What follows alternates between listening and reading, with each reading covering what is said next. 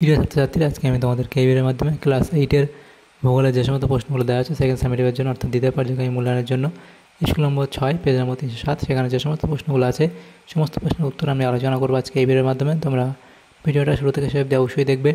আর চ্যানেলে যদি নতুন হয়ে থাকে অবশ্যই তোমরা চ্যানেলটাকে সাবস্ক্রাইব করে রাখবে পরবর্তী স্কুলগুলোর প্রশ্ন উত্তর পাওয়ার জন্য। এবং এর আগের যে স্কুলগুলো ছিল সেগুলোর প্রশ্ন উত্তর আমরা আলোচনা করে দিয়েছি, তোমরা প্লেলিস্ট থেকে পেয়ে যাবে। সেই প্রশ্ন উত্তরগুলো অবশ্যই তোমরা সেখান থেকে দেখে নিও। আজকে আমরা আলোচনা করবো এই 6 নম্বর স্কুলের প্রশ্ন উত্তরগুলো।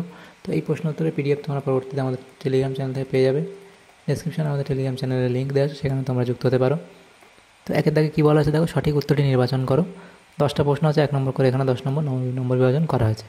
একের দাগে একে বলা আছে কি, ভূপৃষ্ঠের উপর উলম্বভাবে বায়ুর চলাচলকে বলে।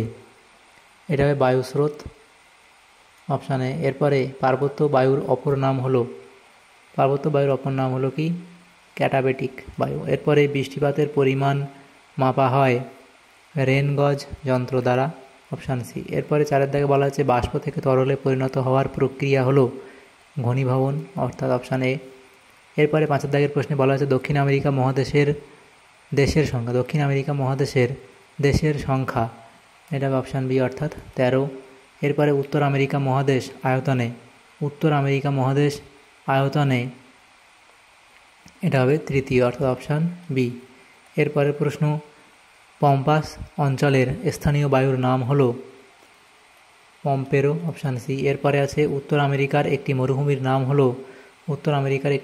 নাম হলো সোনেরান। এরপরে বজ্রমেঘ বলা হয় কিউমুলোনিম্বাস মেঘকে। এরপরে এই যে 3টে অপশান আছে, দক্ষিণ অক্ষরেখাকে বলা হয় গর্জনশীল চল্লিশা, এটা হবে অপশান এ, অর্থাৎ 40 ডিগ্রি দক্ষিণ অক্ষরেখাকে বলা হয় গর্জনশীল চল্লিশা। এরপরের যে প্রশ্নগুলো দেখো, 2-এর দাগে বলা আছে পূর্ণ বাক্যে উত্তর দাও। প্রত্যেকটা প্রশ্ন 1 নম্বর করে 10 নম্বর এখানে দেওয়া হয়েছে। 2-এর দাগের প্রথম প্রশ্ন, সাময়িক বায়ু কাকে বলে? লিখবে বছরের একটা নির্দিষ্ট ঋতুতে কিংবা দিন বা রাতের একটা নির্দিষ্ট সময়ে প্রবাহিত বায়ু হলো সাময়িক বায়ু।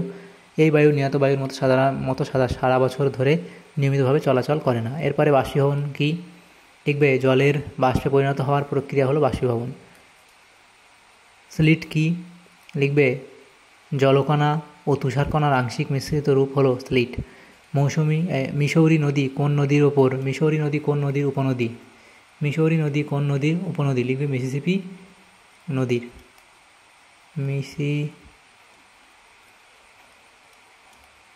নদীর। এরপরে পৃথিবীর রবার রাজধানী কাকে বলে? এটা হবে অ্যাক্রনকে। এরপরে 6-এর দাগের প্রশ্নে কী বলা হচ্ছে দেখো, 6-এর দাগে সেটা হচ্ছে কোন নদীর মিলিত নাম লা প্লাটা? তাহলে লিখবে কি পারানা, প্যারাগুয়ে ও উরুগুয়ে।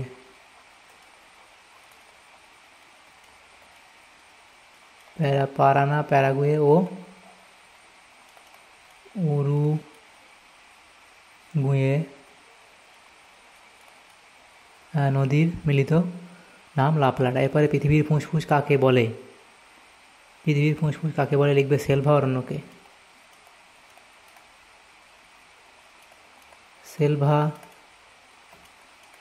অরণ্যকে। এরপরে আর্টেজীয় কূপ কি? সেটা লিখবে অবধি। বায়ুপ্রবাহের নামকরণ কিভাবে করা হয়? লিখবে বায়ু যেদিক থেকে প্রবাহিত হয় সেই দিক অনুসারে বায়ুর নামকরণ করা হয়। বায়ু যেদিক থেকে প্রবাহিত হয়, লিখবে কি বায়ু প্রবাহের নামকরণ কীভাবে করা হয়? লিখবে বায়ু যেদিক থেকে প্রবাহিত হয় সেই দিক অনুসারে বায়ুর নামকরণ করা হয়। এরপর 10-এর দাগের প্রশ্নে বলা আছে কোন মেঘকে ম্যাকারেল আকাশ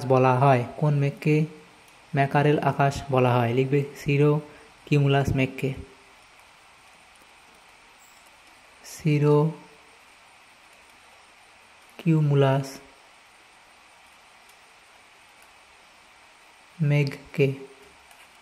এরপরে যে প্রশ্নগুলো আছে দেখো, সেখানে বলা হয় 3-এর দাগে ঠিক ও ভুল নির্ণয় করো। তো এখানে যেটা প্রথম আছে, জলের বাষ্পে পরিণত হওয়ার প্রক্রিয়া হলো বাষ্পীভবন, এটা ঠিক বলা হয়েছে, তাহলে এটা এখানে ঠিক বলা হয়েছে। নেক্সট প্রশ্ন, পশ্চিমা বায়ুর অপর নাম হলো আয়ন বায়ু, এটা ভুল বলা হয়েছে। নিম্বোস্ট্র্যাটাস মেঘে একটানা বৃষ্টিপাত হয়, এটা ঠিক বলা হয়েছে। দক্ষিণ আমেরিকা মহাদেশটি ভারতের প্রায় 4 গুণ বড়, এটা ভুল বলা হয়েছে। এরপরে 5 দাগের প্রশ্নে বলা হয়েছে কি দুটি মহাদেশকে একসঙ্গে যুক্ত করে যে সংকীর্ণ ভূখণ্ড তা হলো যোজক। এটা ঠিক বলা হয়েছে। নেক্সট প্রশ্ন, হ্রদ অঞ্চল কৃষিকার্যে বেশি উন্নত নয়, এটা ভুল বলা হয়েছে। পৃথিবীর উচ্চতম জলপ্রপাত হলো অ্যাঞ্জেল, এটাও ঠিক বলা হয়েছে। এরপর 4 দাগের প্রশ্ন কী বলা হয়েছে, নিচের প্রশ্নগুলি সংক্ষিপ্ত উত্তর দাও, যে কোনো পাঁচটা প্রশ্ন 2 নম্বর করে 10 নম্বর এখানে দেওয়া হয়েছে। 4 দাগের 1 কি, দক্ষিণ আমেরিকা মহাদেশের নদীর বৈশিষ্ট্যগুলি লেখো। তাহলে এখানে বৈশিষ্ট্য পয়েন্ট করে পরপর লিখে দেবে এই অবধি। এরপরের যেগুলো আছে দেখো, দ্বিতীয় প্রশ্ন, অশ্ব অক্ষাংশ কাকে বলে, সংজ্ঞা অবস্থান এবং সৃষ্টি লিখবে এই অবধি। এরপরে আপেক্ষিক আর্দ্রতা কাকে বলে, তার সংজ্ঞা লিখবে। মৃত্যু উপত্যকা কাকে বলে, তাহলে দেখো এখানে এই অবধি লিখে দেবে। এরপরে আছে কি, 5 দেখ, হ্রদ অঞ্চলে পশুপালনের উন্নতির কারণ কী, হ্রদ অঞ্চল পশুপালনে অত্যন্ত উন্নত কারণ কি, পশুচারণ ভূমি, পশুখাদ্যের সহজলভ্যতা, জলবায়ু, পশুজাত দ্রব্যের চাহিদা এবং সংরক্ষণ ইত্যাদি পয়েন্টগুলো করে অবধি লিখবে। 7টা অবধি লিখবে। লাতিন আমেরিকা কাকে বলে সেটা এখানে লিখবে অবধি।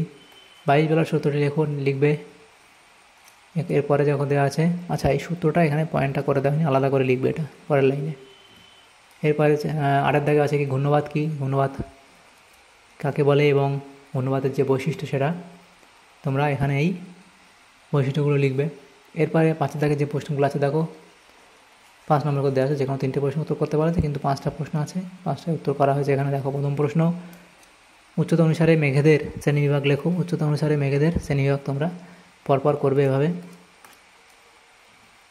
দ্বিতীয় প্রশ্ন, হ্রদ অঞ্চলে কৃষির উন্নতির কারণগুলি লেখো। 1 নম্বর, ভূমি, জলবায়ু, মাটি, জলসেচ, শস্যাবর্তন, আধুনিক কৃষি ব্যবস্থা এবং চাহিদা।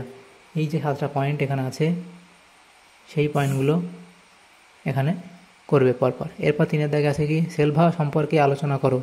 তাহলে সেলভা সম্পর্কে আলোচনা করবে, তার অবস্থান লিখবে, বৈশিষ্ট্য লিখবে এবং সেখানে কী কী উদ্ভিদ হয় সেই উদ্ভিদসমূহ এখানে লিখবে।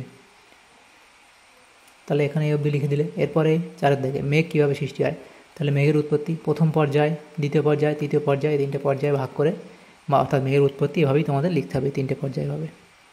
এরপর 5 দাগের প্রশ্ন কী বলা আছে, শৈলক্ষেপ বৃষ্টিপাত কাকে বলে, চিত্রসহ আলোচনা করো। তো বই থেকে তোমরা এটা এঁকে নিও। তাহলে শৈলক্ষেপ বৃষ্টিপাত সংজ্ঞা লিখবে, এই অবধি লিখবে, এবং সৃষ্টির পরিবেশ, সমুদ্র নিকটবর্তী সুউচ্চ পর্বতের অবস্থান, সমকোণে প্রবল জলীয় বাষ্পপূর্ণ বায়ু পর্বত দ্বারা বাধা পেয়ে শৈলক্ষেপ বৃষ্টির পরিবেশ সৃষ্টি করে, পদ্ধতি, সমুদ্র থেকে আসা জলীয় বাষ্পপূর্ণ বায়ু তার প্রবাহ পথে আড়াআড়িভাবে অবস্থিত কোনো পর্বতে বাধা পেলে পর্বতের গা বেয়ে উপরে উঠে যায়। ঊর্ধ্বগামী এই বায়ু প্রসারিত শীতল হতে থাকে এবং বায়ুস্থিত জলীয় বাষ্প ঘনীভূত হয়ে জলকণায় পরিণত হয়। এই জলকণাগুলি পরস্পর যুক্ত হয়ে ক্রমশ বড় হতে থাকে এবং পর্বতের যে ঢাল বেয়ে বায়ু উপরে উঠে এসেছে সেই প্রতিবাদ ঢালে প্রচুর শৈলক্ষেপ বৃষ্টিপাত ঘটায়। পর্বত অতিক্রম করে এই বায়ু যখন বিপরীত ঢাল অর্থাৎ অনুবাদ ঢালে এসে পৌঁছায় তখন তাতে আর জলীয় বাষ্প থাকে না। তাছাড়া নিচের দিকে নামতে থাকায় বায়ু ক্রমশ উষ্ণ হতে থাকে, ফলে ঘনীভূত হওয়ার সম্ভাবনা থাকে না। তাই এই ঢালে বৃষ্টি হয় না বললেই চলে, একে বৃষ্টিচ্ছায়া অঞ্চল বলে। উদাহরণ তোমরা দেবে, এই অবধি লিখে দেবে, তাহলে তোমাদের এই প্রশ্ন উত্তর হয়ে যাবে। তাহলে দেখো আমাদের এখানে যে প্রশ্নগুলো ছিল, আমাদের ক্লাস 8-এর ভূগোলের যে প্রশ্নগুলো ছিল 6 নম্বর স্কুলের, সমস্ত প্রশ্নের উত্তর আমরা আলোচনা করলাম আজকে এই ভিডিওর মাধ্যমে।